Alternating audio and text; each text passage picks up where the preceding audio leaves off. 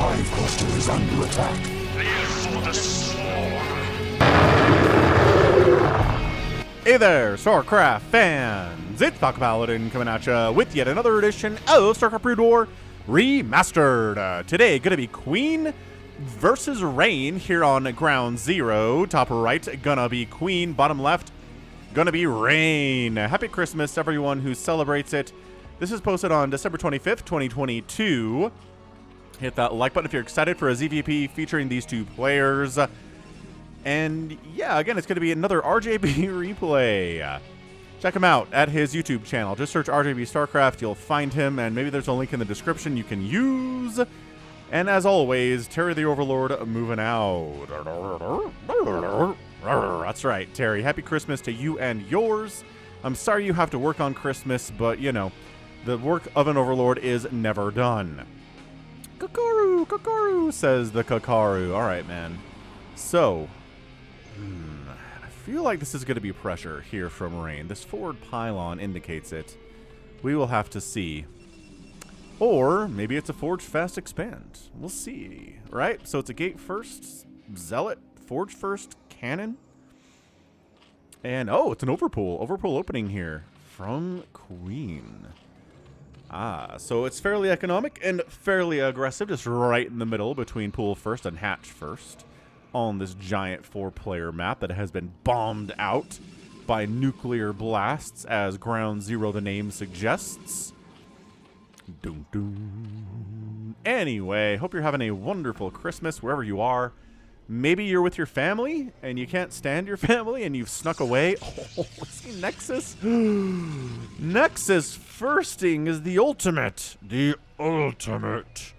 In incredibly aggressive macro openings here from the Protoss player. Actually, you could go like a 3 Nexus before Forge opening, but that'd be crazier. Okay, so now this is where Queen's like, I would like to be aggressive, but also I need to know where my enemy is. So probably not bottom right based on the scouting here. I mean, there could just be nothing here for the Protoss, but traditionally on this map, we're going to see something in the wall, usually more often than not. Drone scouts top left. Doesn't see anything. And Northerlings on the way. Ah, Rain's going to get away with this, isn't he? He's absolutely going to get away with this. Look at this. Second base. Just, it's further along. It's further along for the Protoss than it is for the Zerg here. Oh, man. And he still has no idea. Doesn't know where on earth this Protoss could be. And now he knows that it's a cross spawn, but doesn't have enough Lings to punish this. He's going to have to just use the Lings to deal with this probe, which they can't do because they don't have speed. They're not even close to having speed. The extractor's not done yet. Absolutely insane. All right, so, wow. Rain gets away with it, and the sooner a third base comes up from Queen, the better. Or the sooner he goes right into Hydralisk Den and tries to bust this and punish it, the better as well. So we'll have to keep an eye on it. What do we get here? No! No! Queen! He thought he put those drones on gas, but he didn't. Oh, okay. All right. Well, he's getting a third base up pretty quick at this stage. She's like, yeah, all right. That was not... Oh. Look, it's those little things, man. It's those little things that can matter. That can really lose you a game at the highest level of StarCraft against somebody who's as good as you are, if not better.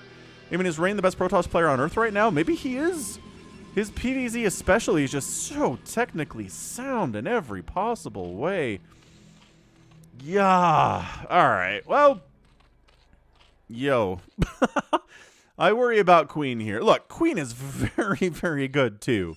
Queen, I don't know, could be the best Zerg player on Earth today. It changes a lot. RJB likes to post kind of standings of who the best players on the, in Brood War are today, and it changes. It changes quickly. He posted one today where Light wasn't in the top 5, and people are like, what? Why is Light not in the top 5? I was like, well, he was there yesterday, and he might be back there tomorrow, but... just the level of competition there is to be the best player in StarCraft right now is super high. So we'll see. Zealot moving out. I mean, just really more for scouting than anything else. Not really intending to get anything killed there. Stargate. All right, Stargate opening. Yada, yada, yada, yada. When the lair finishes, what do we get? A Spire or a Hydralisk Den? Let's see what it is. Spire, Spire it is. So 439 on the Spire. He doesn't have quite as much gas as he should because, again, those two drones were not on gas for, I don't know, maybe it was as little as 10, 20 seconds or so. Maybe a little bit longer than that. Hopefully not. Brutality. We got a Citadel of Idun coming in. Those Zealot legs, you're always going to want to get that upgrade. For sure, +1 attack too, so it feels like some kind of a Corsair speed Zealot attack. Attempting to come out possibly. Oh, he gets the run by Bob. No! Bob the Zealot gives up the run by. Dude, Queen needed that bad. He really needed that bad. Dude, yeah, go after that Citadel of Idun or maybe try to kill that cannon, but the probes are good fighters too. I think he wants the cannon, but the probes are really being microed excellently here, right? Oh, do we want to fight 2 Zealots? No, we do not. Let's just get out of here. Let's maybe try to pick off a prober. Yeah, this many lings inside the house, really dangerous stuff. You have to really keep your eye on them because they will take down probes 1, 2, 3 real quick. There's another one. That's 2. And you can't really be super aggressive if you're dealing. I mean, I guess you can. Rain's like, yeah, no, I can handle these lings, and I go throw a Zealot into the 3rd base of Queen, and I can send a Corsair to the main base too. So how do you like them apples? These drones have to fight? That's not good. It's actually bad. I don't know. Do you want to surround that Zealot and kill it? You probably could. Taking cannon shots is bad. It takes 50% of your health for that, man. More than 50%. Yeah, I don't know. Like a surround on a Zealot is good. Gets 1 Zealot. You're not going to... Okay, well, you're going to fight that, I guess. Yeah, just really trying to deal with that guy who does have 1 kill. Surprisingly not more than that. Considering he wandered directly into a Zerg base with no defense and only drones to defend themselves and got 1 kill. That's a little bit crazy. So Queen, nice drone micro here. All of them injured, but none of them are dead. Well, I guess one of them died, but you know, not too bad. So here we go. Production tab says Hydralisk Den. All right, a couple Scourge are out, but we're not making Mutos here today. Flee. Again, exact same move speed here. You will not catch a Corsair if it's at top speed and you're at top speed as a Scourge forever and ever and ever. If these maps went on for miles and miles and miles and miles, it wouldn't matter. Will not catch it. Can't run. Can't chase them down either. Corsairs can't chase them down. Scourge can't chase them down. That's it. They have a symbiotic antagonistic relationship there. I love the macro hatch at the natural base and at the 3rd base from Queen. Like it a lot, actually. So DT on the way, but we're going Hydras, man. Hydra's really good against DTs. I mean, Mutas are really good against DTs too. Okay, Corsair count a little bit intense. There is no +1 air weapons coming in, so I think this 4 might be as many as we're going to see in this game. Maybe replace one if it dies, but I don't think we're going to see a big group. Oh, it's a Maelstrom. Dude. Well, I mean, it's a Dark Archon. But you use Dark Archons for Maelstrom against Zerg. You don't really use Mind Control or... I guess Feedback is pretty good. We've seen Feedback used against Defilers in this matchup, too. Well, hey, what a Christmas special this is. How very nice. Yeah, we got actually last year Christmas. I remember in particular, it was a game between Waryong and Olympus on, I think it was Heartbreak Ridge, and it was like this 48-minute knockdown, drag them out. No one has any money at the end of the game. We got Maelstrom. We got, I mean, Ultralisks. It was such a tight, epic game, and it was an excellent Christmas special, and this might be a good Christmas special, too. RJB doesn't send me games that are terrible. And, I mean, the Dark Archon usage for 2022, like, if somebody mapped it, right? Somebody had a bar graph that started when I started casting in 2016 that was like number of Dark Archons and Falcon casts for every year. 2016, 17, 18, 19, 20, 21, 22. 22 would have like 10 times the number of Dark Archons in them that the previous years have on average. I swear, it's insane how many more Dark Archons there have been.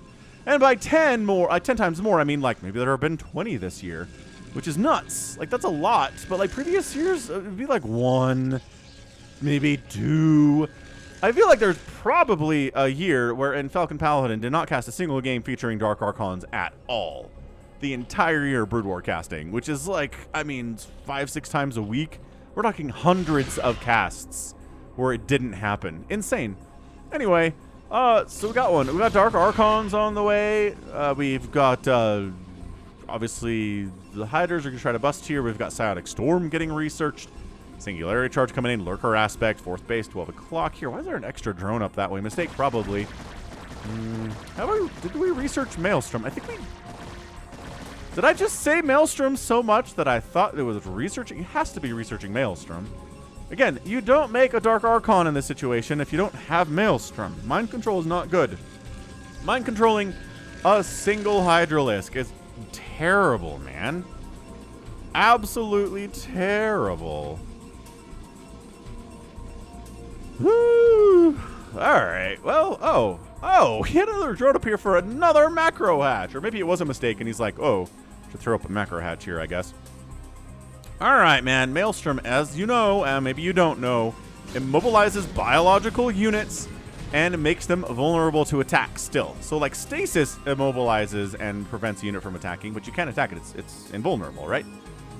But if you Maelstrom a group of Hydras, you could still storm them. You can still hack them to death with Zealots. You can hit them with Dragoons and they'll die.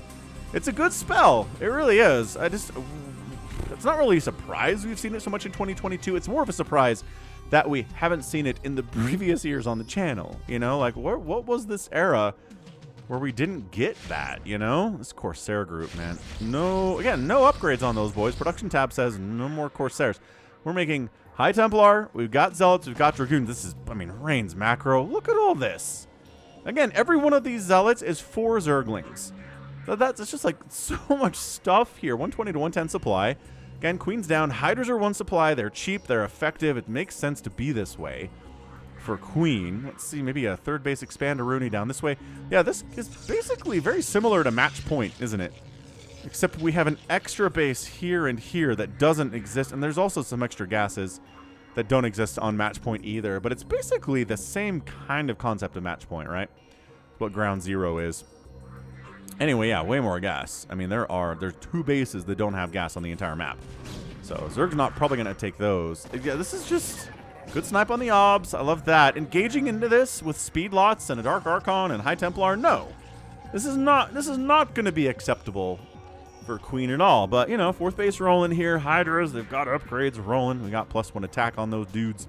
The Dragoons are at +1 attack and +1 armor, along with their Zealot brethren. The Dark Archon has +1 armor, but doesn't really help much because, again, so much of their armor is shields, which are 0.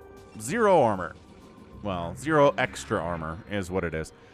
Anywho, everything does full damage to shields, so that makes them a little bit extra vulnerable here. All right, man, so wow, 143 to 143 supply is actually bad for Rain.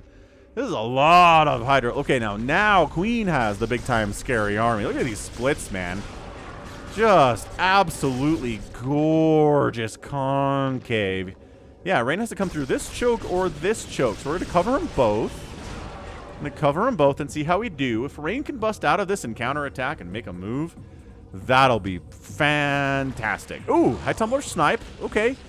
And then dodging a storm. A bit of a weak sauce storm attempt there by Rain, actually. Come on, Rain. You're better than this. Yeah, I got a 4th base. Shut up. It's minerals only, though. Actually, no. 4 of the bases are minerals only. Oh, okay. So this one doesn't have gas. Interesting. So the ones at the full top and bottom, 12 o'clock and 6 o'clock, don't have gas. Everything else along the sides do, though. Huh. Yeah, definitely interesting map design there. So yeah, hit that like button if you're appreciating the cast here. You can also hit the thanks button for a one-time donation through YouTube if you're enjoying it too, without any recurring requirements for donations. Patreon.com/Falcon Paladin is good for this. And okay, all right, this is just, I don't know. Is Queen committing here? It seems. Oh, here we go. Coming around the backside too. Queen with the wraparound. Maelstrom is up, baby. Hold it. The Hydras that they could survive. No, the storm comes in. Almost every Hydra that got Maelstrom died there. That's what I'm talking about. All right, Hydras on the right side. Still a million of those. How much storm available? A bunch on that High Templar and none on the other ones. Okay, storm down, storm down. Left side not looking good. More Hydras pouring in all the time. Queen's macro is insane. The amount of orange coming in here is great. Lurker trying to get some help against everything here, but no Dark Swarm, and the Obs didn't get sniped. Means it's dead. 92 to 96 supply. This is extremely close and tight right now. Maelstrom on a couple units there. One of my favorite sounds in StarCraft, man. Just so deep and awesome. Oh, Hydra's flanking again from Queen. Coming from all over the place. That Dark Archon pulls back to where there's a million cannons behind the speed zealots. Here we go, and Archon comes out. Archon, not what you want against Hydras, but, you know, it's better than having 2 High Templar with, like, 4 energy apiece in this situation.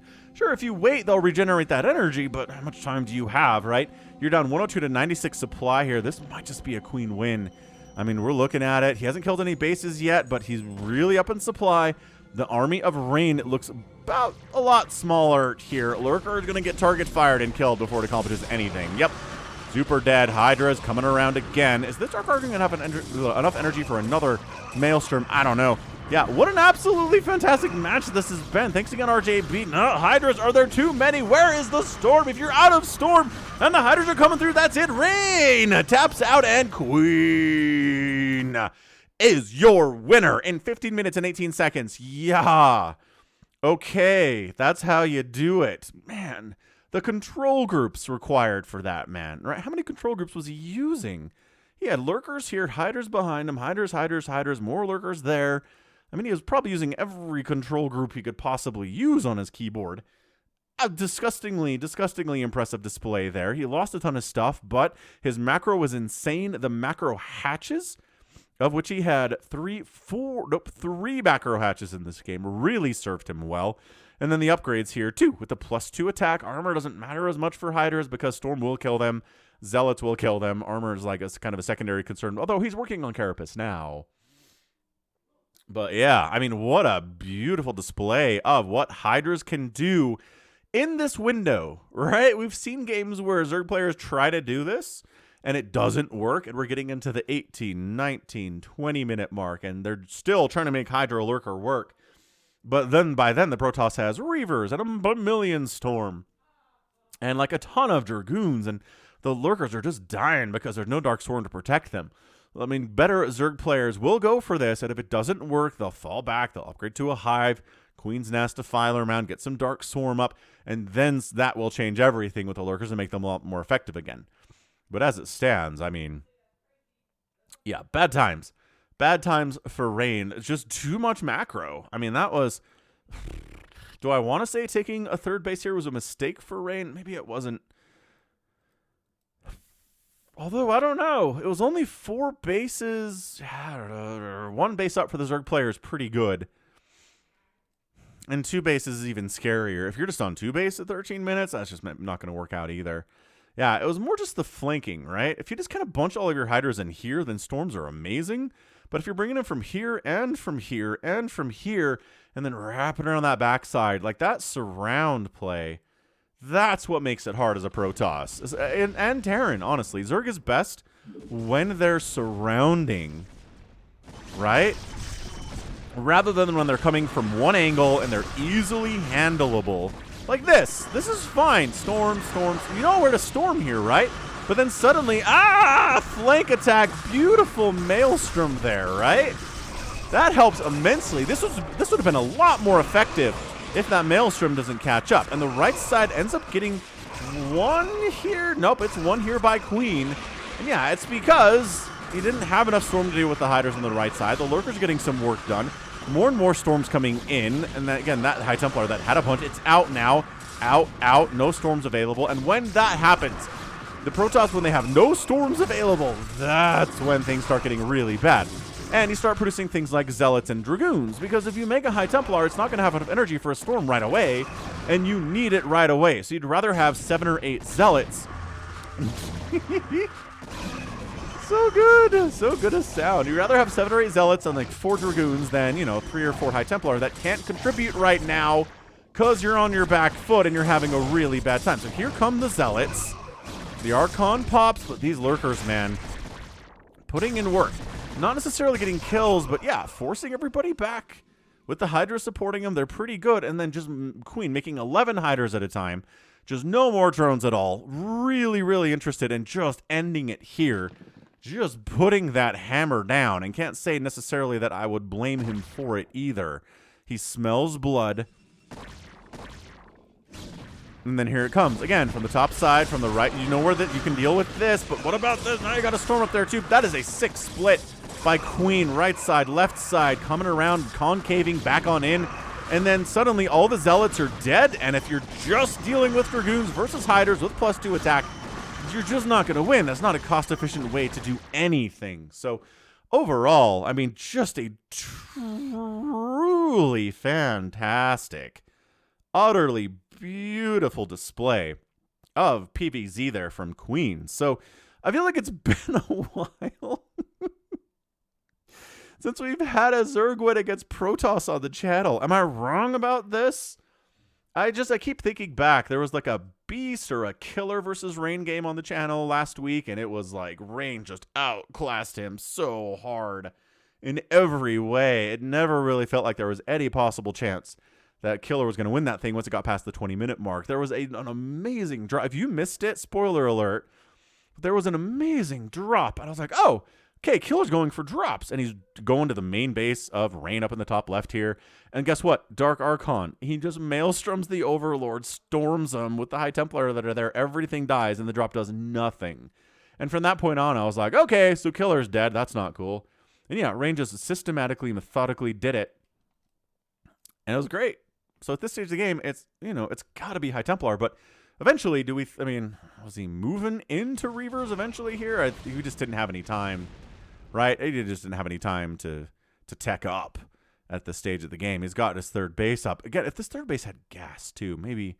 Because look, he's got 700 minerals. He's really working on not getting gas here. That's part of it too. If the third base had gas, he probably could have afforded High Templar more readily, more early. But as it stands, yeah, he wasn't going Robotics Bay. He was just like, no. No. And yeah, smart from Queen, too, recognizing that we don't need lurkers here. Just Hydras. Hydras are great. Maybe make a lurker here or two or maybe three, but really we're just pumping Hydras at this stage. Yeah, Dark Archon can only see his fate coming. And that's it. So GG. Well done there. Excellent display of what can be done with a high-level Zerg player against an elite Protoss at that stage, that very small window of the game, right? 100,000 points there from Rain, 96,000 from Queen. Again, an example of somebody who has a higher point total than the player who beat them. Outproducing the Protoss by about 2-to-1 and a kill-death ratio of about 2-to-1, so not bad. It's just at the end of the game, Hydras existed, Dragoons existed. That's not a good place to be. And outspending by about 4,015 minutes is really just going to be enough, right?